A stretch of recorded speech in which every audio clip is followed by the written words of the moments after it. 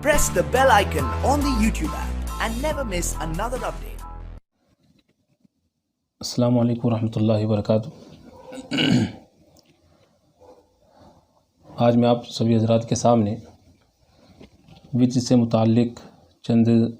مسائل کو لے کر حاضر ہوا ہوں۔ اللہ تبارک و تعالیٰ سے دعا ہے کہ مولا تعالیٰ مجھے صحیح بیان فرمانے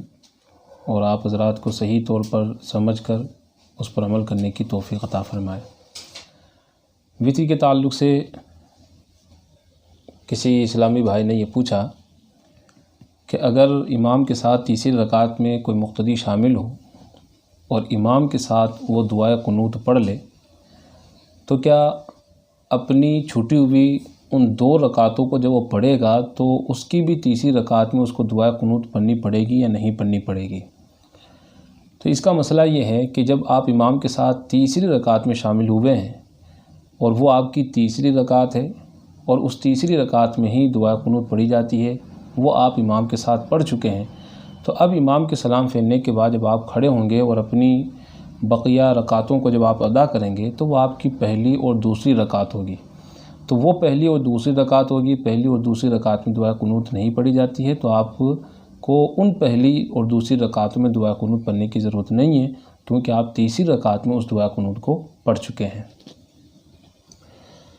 پھر وطر کا ایک سوال اور یہ آیا کہ اگر امام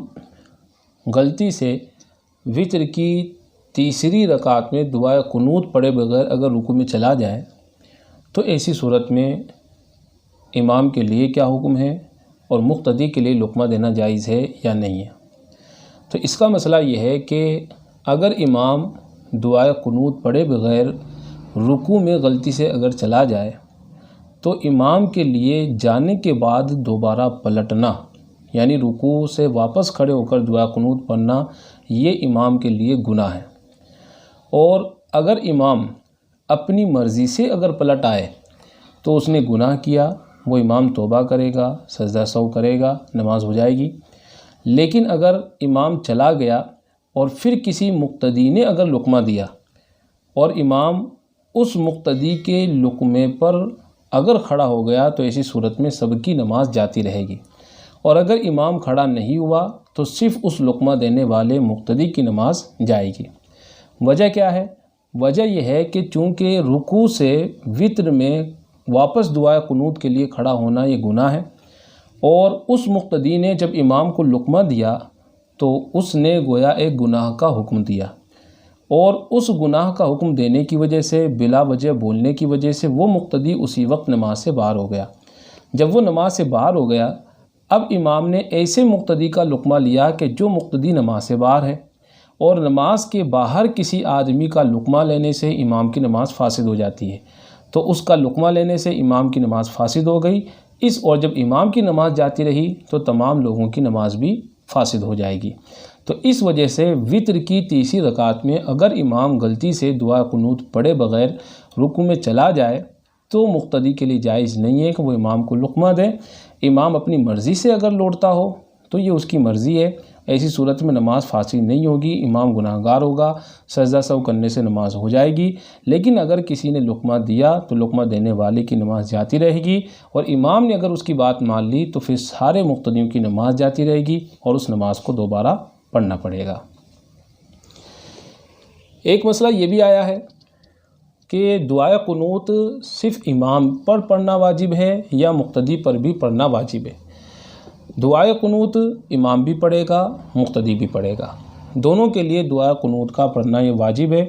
ہاں اگر مقتدی نے دعائے قنوت پوری نہیں پڑھی اور امام رکوع میں چلا گیا تو مقتدی دعائے قنوت کو وہیں پر چھوڑ دے گا، امام کی اتباع اور پیروی کرتے ہوئے مقتدی بھی امام کے ساتھ رکوع میں چلا جائے گا۔ چونکہ دعائے قنوت پڑھنا یہ واجب ہے، اگر کسی کو پوری دعائے قنوت جو عام طور پر پڑھی جاتی ہے اللہم انا نستعینک و نستغفرک، تو یہ دعائے قنوت اگر اسے یاد ہے تو وہ پڑھ لے، اگر وہ یاد نہیں ہے تو ربنا آتنا فی الدنیا حسنہ پڑھ لے 1 مرتبہ، اور اگر یہ بھی اسے یاد نہیں ہے تو اللہم اغفر لی 3 مرتبہ پڑھ لے، تو یہ اس کا واجب ادا ہو جائے گا۔ تو یہ دعائے قنوت مقتدی پر بھی پڑھنا واجب ہے، امام پر بھی پڑھنا واجب ہے۔ ایک سوال یہ پیش آیا ہے کہ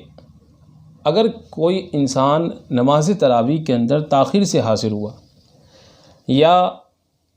وہ فرض کے بعد سنتیں نوافل وغیرہ پڑھنے میں اتنا مشغول ہوا، اتنی اس نے تاخیر کی کہ امام نے کھڑے ہو کر تراویح کی 2 رکعتیں پڑھا دی یا چند رکعتیں پڑھا دی، اور اس آدمی کی تراویح کی شروع کی 2 رکعتیں یا 4 رکعتیں اس کی فوت ہو گئی یا لیٹ آیا، جس کی وجہ سے اس کی تراویح کی کچھ رکعتیں فوت ہو گئی، تو وہ ان فوت شدہ تراویح کی رکعتوں کو وطر کے بعد پڑھ سکتا ہے یا نہیں پڑھ سکتا، یا وطر سے پہلے اس کو پڑھنی پڑے گی یا وہ اس کو پڑھنی ہی نہیں ہے۔